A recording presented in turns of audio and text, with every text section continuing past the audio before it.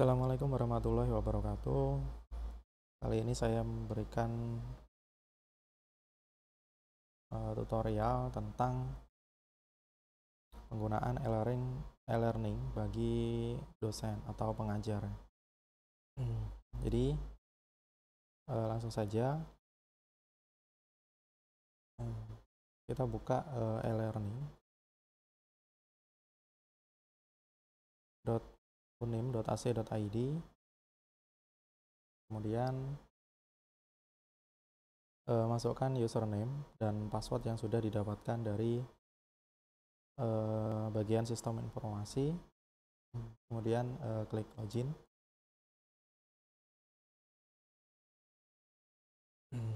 Nah, ini adalah halaman dashboard dari e-learning di Universitas Islam Majapahit.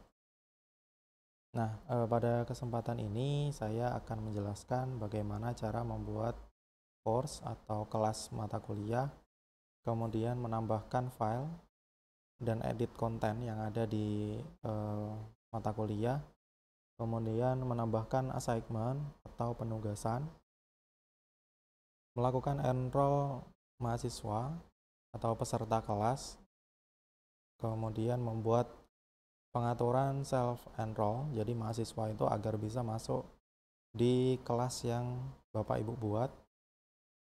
Kemudian yang keenam, melihat hasil pengumpulan tugas mahasiswa. Nah, ini nanti saya lihatkan dari hasil yang sudah ada saja punya saya sebelumnya. Baik, di halaman dashboard, ketika kita menggunakan e-learning baru pertama kali, di halaman dashboard ini akan kosong dan kita akan menambahkan mata kuliah sendiri di bagian administrator. Jadi di bagian bawah ini ada administration, kemudian kita klik site administration. Nah, di site administration kemudian pilih yang course, manage course. Nah, setelah pilih yang manage course, kemudian di bagian kiri ini ada fakultas, kemudian ada program studi. Kalau misalkan Bapak Ibu klik di bagian tombol plusnya, nah baru kemudian masuk, misalkan saya mau memasukkan di teknik, kemudian di informatika, jadi tinggal diklik aja informatika. Nah, setelah terbuka baru klik create new course.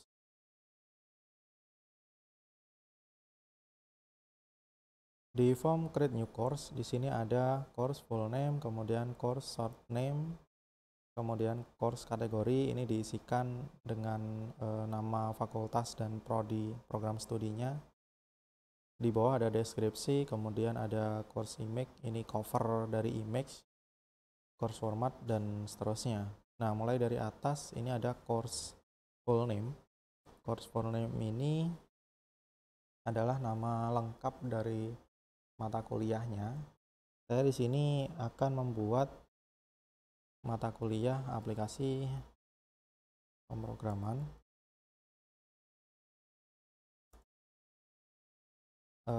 Saya ingin memberikan inisial pada mata kuliah saya karena untuk memudahkan pencarian bagi mahasiswa. Misalkan di sini aplikasi pemrograman strip AS 2021. Kemudian ada course short name. Course short name ini bisa diisi dengan singkatan atau nama mata kuliah sesuai dengan course full name-nya. Misalkan ini saya kasih singkatan Applikom AS 2021.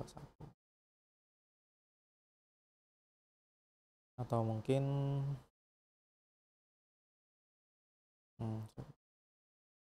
ini Applikom AS 2022 misalkan. Nah, kemudian di course kategori ini kita bisa milih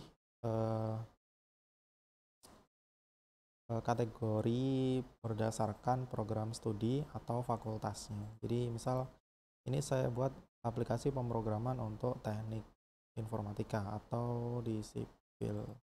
Ini saya buat untuk teknik sipil.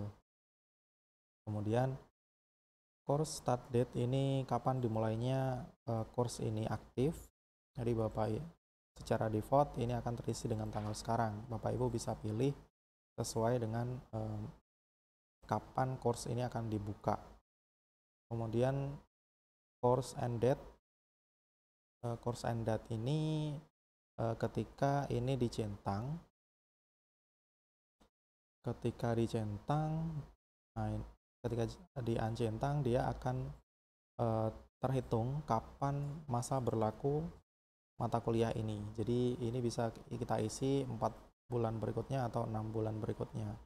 Nah, secara default ini akan hilang, jadi course ini akan terbuka selamanya sampai course ini akan dihapus atau ditutup. Nah, kemudian di bawah course number, ID number ini bisa diisi dengan kode mata kuliah. Kalau misal dikosongkan ini juga tidak masalah. Description ini diisi dengan deskripsi mata kuliah. Misalkan ini saya kopikan, jadi lebih mudahnya Bapak Ibu sudah menyiapkan detail-detail isian dari mata kuliah, jadi nanti tinggal di copy paste ke dalam form yang sudah ada. Course image ini adalah cover dari course-nya atau dari mata kuliahnya. Nah, course image ini akan muncul di halaman dashboard, misalkan seperti ini. Nah, ini akan muncul di sini. Kalau misalkan tidak diisi, dia akan otomatis terbuat dengan tulisan unim. Oke, ini saya sudah siapkan tadi image-nya atau covernya, jadi bisa diklik di bagian tanda anak panah ke bawah, kemudian pilih yang upload file, choose file, kemudian pilih covernya yang mau dipilih, misalkan ini, kemudian klik di bagian open, langsung ke bawah, upload this file. Nah, ini adalah gambar yang saya pakai untuk cover. Kemudian di bagian bawah ada course format.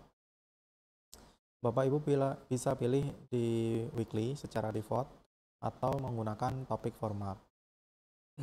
Kalau saya biasanya cenderung di topic format. Jadi kalau misal tanggal nanti akan terakumulasi berdasarkan tanggal dibuat atau start date-nya. Jadi start date karena weekly, nanti di pertemuan kedua itu 7 Maret, pertemuan ketiga 14 Maret dan seterusnya. Nah, saya pilih di bagian topik karena ini yang kondisional gitu. Kemudian di bagian number of section ini bisa dipilih dengan berapa kali tatap muka, atau mungkin kalau berdasarkan topik bisa dipilih berapa topik yang nanti akan disampaikan. Nah, ini saya pilih yang 16 karena estimasi saya ada 16 tatap muka termasuk dengan UTS dan UAS. Di bagian bawah bisa diabaikan, secara default nanti sistem akan melakukan tracking terhadap report laporan dari perkuliahannya. Kalau sudah, bisa diklik save and display.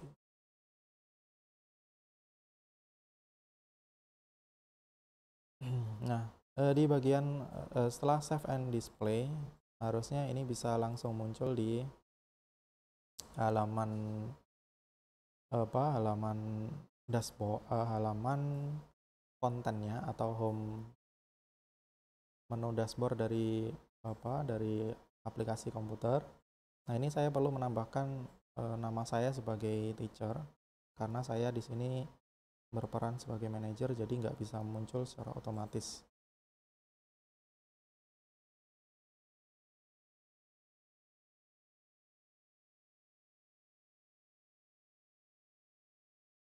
Nah, Nah, kalau sudah, harusnya mata kuliah yang sudah dibuat Bapak Ibu itu bisa muncul di menu My Course. Di My Course di bagian bawah. Nah, ini ada Applikom AS 2021. Jadi Bapak Ibu bisa klik. Nah, ini adalah halaman mata course atau kelas mata kuliah yang baru saja Bapak Ibu buat. Isinya masih kosong, jadi saya akan coba isi beberapa konten di sini. Jadi untuk mengedit ini bisa digeser di sebelah kanan di menu setting, kemudian pilih yang turn editing on. Nah, ini untuk mengaktifkan tombol setting, tombol konfigurasi yang ada di dashboardnya. Nah, seperti ini. Jadi akan kelihatan tanda pensil, kemudian tanda edit, ada add resource. Nah, ini akan terlihat.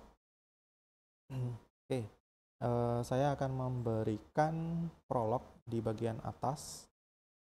Saya pilih yang edit setting. Di bagian summary ini saya isikan mata kuliah seperti ini kurang lebih, atau mungkin mau menambahkan kontaks itu juga bisa.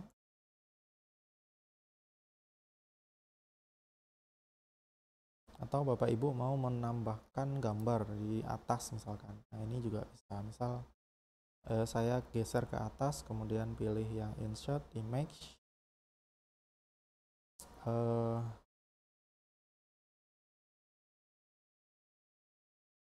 kemudian pilih browser. Nah, sama ini bisa choose file, pilih yang covernya yang tadi, kemudian upload this file. Jadi nah, ini kita bisa menyesuaikan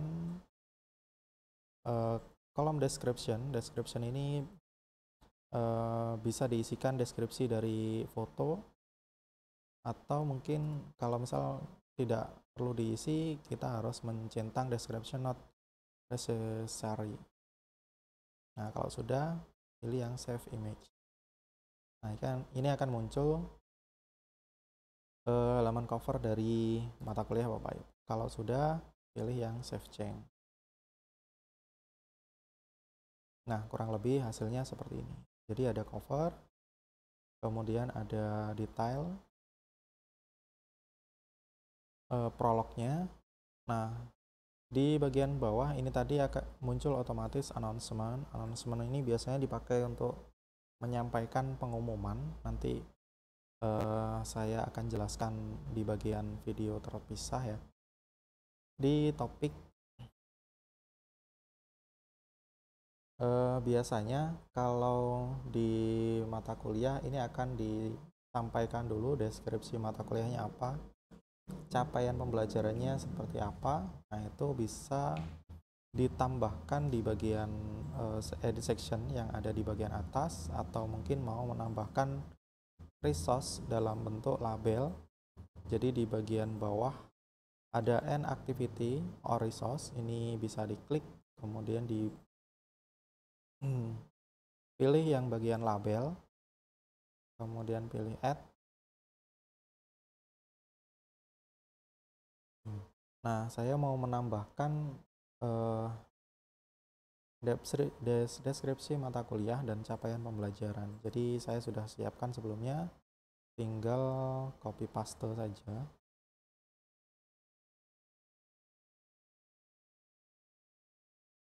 Nah, kurang lebih seperti ini, dan saya mau menyertakan apa saja nanti yang bisa di materi yang akan disampaikan. Jadi ini terserah Bapak Ibu bagaimana konsep dari konten mata kuliah yang akan dibuat. Nah, kalau saya kurang lebih seperti ini. Nah, nanti akan muncul di bagian bawah ada deskripsi mata kuliah, capaian pembelajaran, materi apa yang dibahas. Nah, kemudian masuk ke topik pertama atau pertemuan pertama. Ini Bapak Ibu bisa edit di bagian gambar pensil yang ada di sini, atau ada edit topic name. Nah, ini misalkan ada topik 1, atau langsung saja materi pertama tentang sistem komputer dan perangkat lunak. Kalau sudah, tekan enter. Nah, di sistem komputer dan perangkat lunak ini perlu diberikan prolog. Jadi biasanya saya kasih prolog pengantar, salam sapa kepada peserta kelas.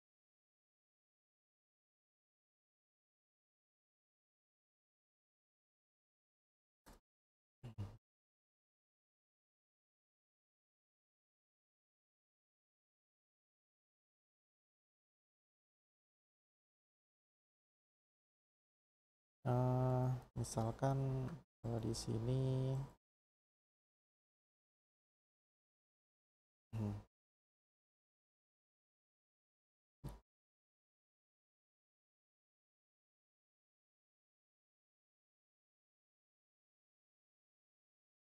atau langsung saja saya tulis pokok bahasan apa yang akan disampaikan, kemudian tujuan belajarnya dan materinya.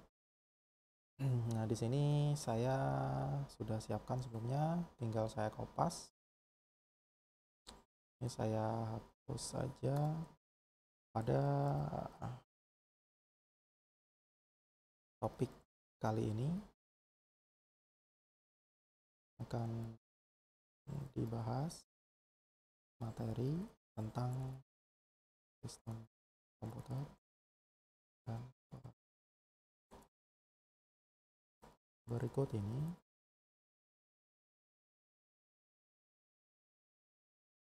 cara dari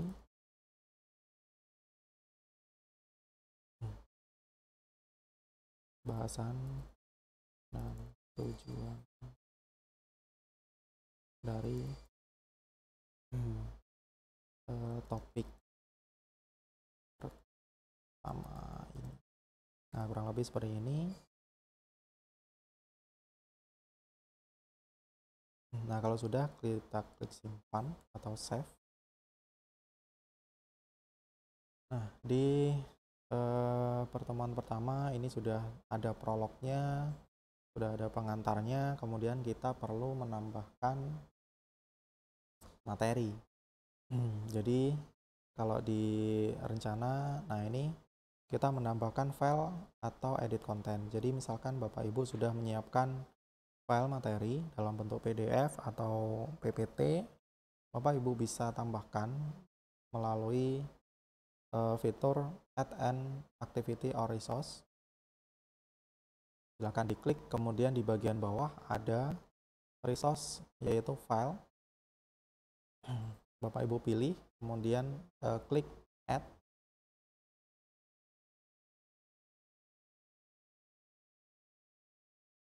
Nah, di bagian name ini adalah nama file yang akan kita berikan. Misalkan ini saya kasih materi 1 sistem komputer.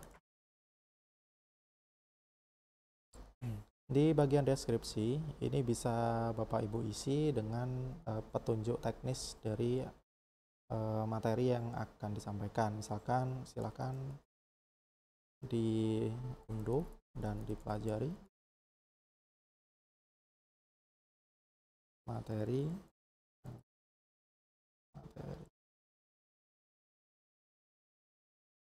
Nah, setelah menambahkan description, jangan lupa dicentang di bagian display description on course page, biar agar deskripsi ini akan muncul nanti di halaman dashboardnya. Di select file ini adalah nama file yang akan kita upload.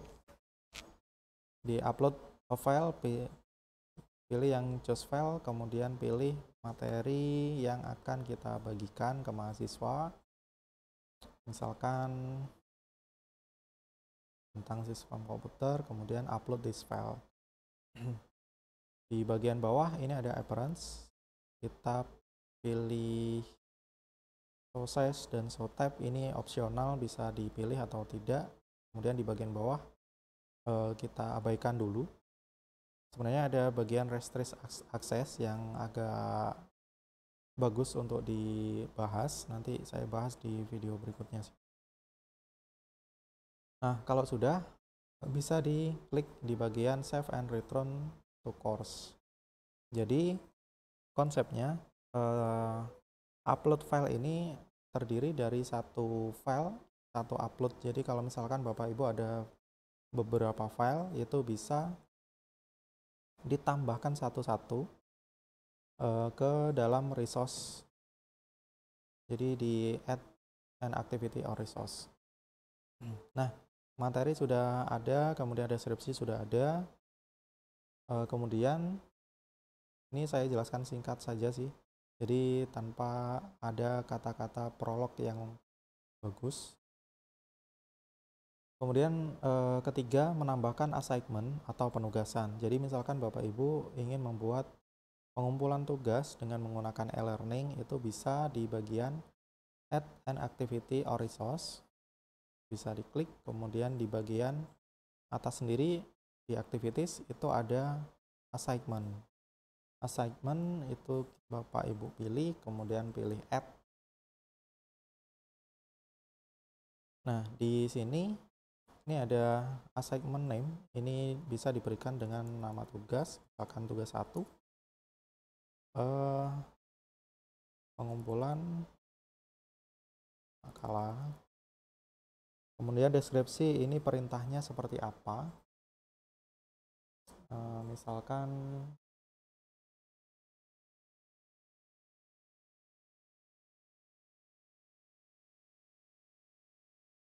nah, ini dikasih dengan deskripsi tugasnya seperti apa, uraiannya. Misal instruksi tugas minimal cari 3 contoh dan seterusnya, kemudian simpan dalam file PDF atau docs, kemudian upload, pilih submit, dan seterusnya. Di bagian bawah additional file, kalau misalkan Bapak Ibu ingin menambahkan file contoh atau file tugasnya, itu bisa di sini. Di availability ini menjelaskan ada di situ allow submission form. Allow submission form ini mulai diberlakukan pengumpulan itu tanggal berapa. Secara default akan terhitung tanggal sekarang jam 00. Due date ini untuk menghitung kapan masa berlaku tugas. Jadi misalkan ini saya isi dengan tanggal 25 jam 23.59. Kemudian cut off date ini bisa Bapak Ibu centang atau tidak. Cut off date ini akan menjelaskan kalau misalkan tugas ini setelah tanggal 25 jam 23 pukul 59 itu sudah nggak bisa lagi untuk menambahkan atau submit file. Jadi kalau misalkan kita uncentang, kalau hanya mengandalkan due date, ini mahasiswa masih bisa untuk melakukan pengumpulan tugas. Tapi dengan cut off date, ini mahasiswa tidak bisa lagi upload file atau mengumpulkan tugas ketika tanggal ini sudah terlewati.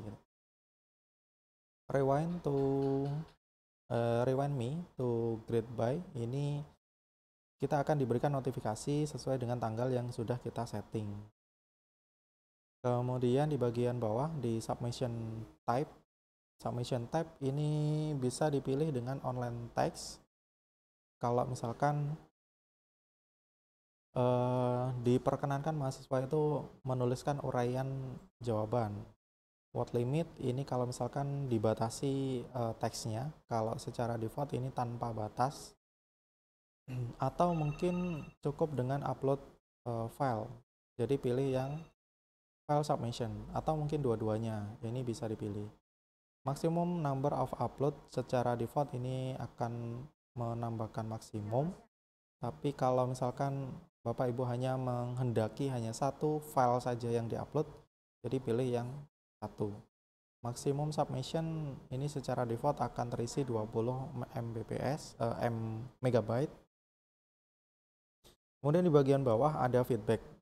kemudian ada submission type, setting dan sebagainya. Ini mungkin dibiarkan default saja, kemudian save and return to course. Nah, kalau sudah akan terbuat seperti ini. Jadi ada tugas 1, kemudian pengumpulannya kapan, berlakunya kapan, deskripsi tugasnya seperti apa. Oke, langsung ke enroll mahasiswa. Jadi setelah melakukan konfigurasi, membuat konten dan lain sebagainya, baru melakukan enroll mahasiswa. Nah, caranya Bapak Ibu bisa diklik di bagian menu discourse, kemudian partisipan. Nah, di sini akan muncul nama Bapak Ibu sebagai course creator atau manager atau teacher. Nah,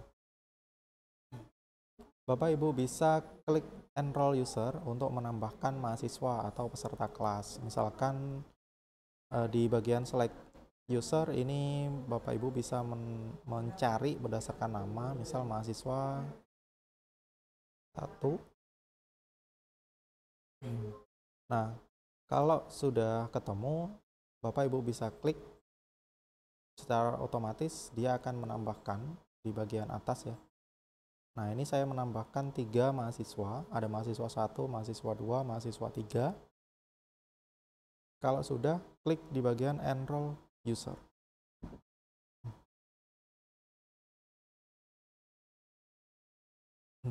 Nah, kalau sudah klik enroll user, otomatis mahasiswa akan bisa melihat mata kuliah atau kelas yang sudah Bapak Ibu buat. Nah, kemudian bagaimana jika dosen atau teacher itu memfasilitasi mahasiswa agar bisa melakukan enroll sendiri atau menambahkan dirinya sebagai peserta kelas, yaitu ada fitur self enroll. Jadi pengaturannya ada di bagian administration, kemudian user, kemudian di bagian bawah user ini ada enrollment method. Jadi Bapak Ibu bisa klik. Nah, di sini ini ada 3 enrollment method. Ada manual enrollment, kemudian ada guest. Guest ini kalau memberikan akses kepada pengunjung di luar sistem untuk bisa menggunakan kelas Bapak Ibu. Kemudian ada self enrollment, ini untuk student. Jadi nanti mahasiswa bisa memasukkan dirinya sendiri ke dalam kelas Bapak Ibu. Jadi di bagian kanan ini ada tombol enable pada kolom edit. Jadi ini tinggal diklik. Nah, setelah diklik ini akan hilang tanda silangnya, kemudian tulisannya akan menyala, bukan lagi grace, bukan lagi berwarna abu-abu gitu. Nah, sampai di sini berarti mahasiswa sudah bisa melakukan enroll sendiri atau menambahkan dirinya sebagai peserta kelasnya. Yang keenam, menambahkan melihat hasil pengumpulan kelas atau pengumpulan tugas. Nah, untuk hal ini karena di kelas yang kita baru buat itu belum ada transaksi dari mahasiswa, maka saya mengambil contoh dari kelas yang sudah ada. Misalkan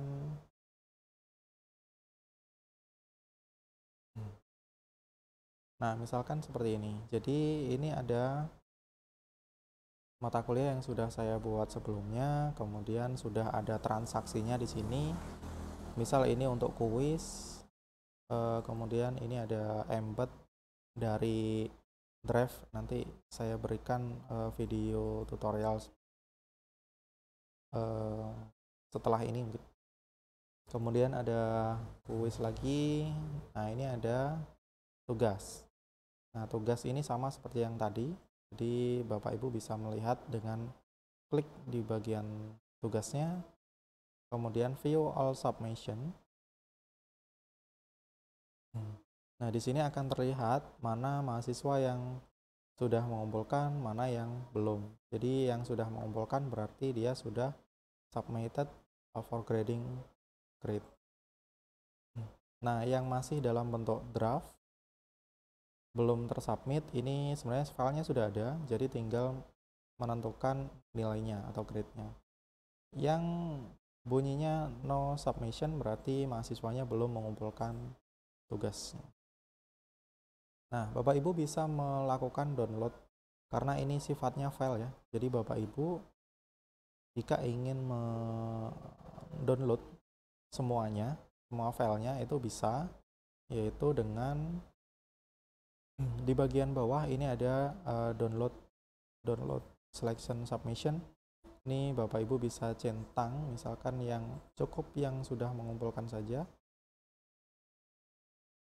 kemudian pilih go, oke.